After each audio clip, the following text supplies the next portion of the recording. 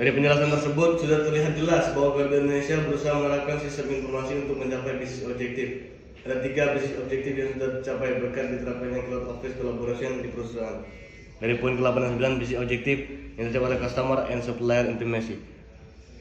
Dengan terintegrasinya perusahaan dengan Skype serta sharing file or information yang semakin dimudahkan, tentunya akan meningkatkan kenyamanan dan kepercayaan dari pelanggan ataupun pemodal, sehingga rasa kepercayaan pun dapat meningkat. Hubungan yang baik ini pada akhirnya dapat mempengaruhi tingkat harga. Sebagaimana yang kita tahu, Garuda Indonesia memiliki harga tiket yang bisa dikatakan cukup tinggi untuk maskapai penerbangan di Indonesia. Namun hal itu tidak menjadi masalah karena pelayanan yang diberikan pun sangat baik. Berikutnya, dengan cost infrastruktur yang semakin efisien, maka operational excellence dapat tercapai. Dengan diterapkannya cloud office collaboration, maka sistem informasi dalam perusahaan menjadi semakin terintegrasi, yang membuat operasional perusahaan berjalan dengan efisien, efektif, dan tentunya semakin produktif. Poin terakhir dalam bisnis objektif yang berhasil dicapai oleh Garuda Indonesia dalam penerapan cloud office collaboration adalah survival. Kebutuhan akan data dan informasi di era sekarang adalah hal wajib untuk diperhatikan. Garuda Indonesia menjawab kebutuhan itu dengan membuat fitur unlimited personal online storage yang memungkinkan para klien untuk menyimpan kebutuhan data dalam jumlah yang tidak terbatas.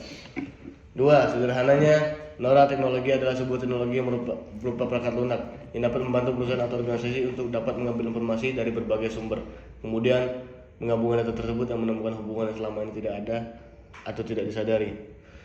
Kedua, 2 bentuk ancaman kejahatan digital bagi e-commerce adalah malware dan phishing. Sederhananya, malware dapat mencuri data pribadi pelanggan dengan mengintai pada sistem e-commerce, dan phishing merupakan email tipuan yang memungkinkan serangan siber untuk mengaktifkan sistem keamanan untuk akses dana atau data pelanggan.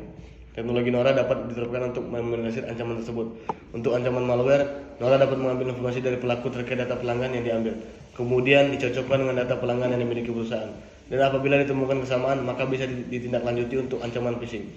Teknologi NORA dapat diterapkan untuk menyaring sejak awal email yang menggunakan nama dari e-commerce, kemudian melaporkannya kepada pihak yang berwenang untuk memblokir email tersebut.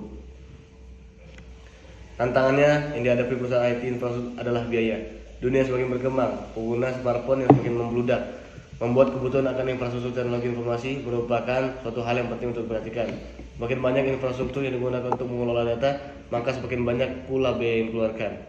Selain itu, perusahaan juga harus memiliki sumber daya manusia yang mumpuni untuk mengelola data yang besar.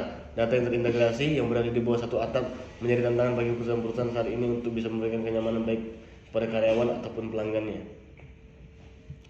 Persaingan dalam data industri, potensi yang besar bagi pendatang baru untuk masuk dalam industri, kekuatan pemasok, kekuatan pelanggan, ancaman produk pengganti adalah bagian dari diagram perusahaan tersebut.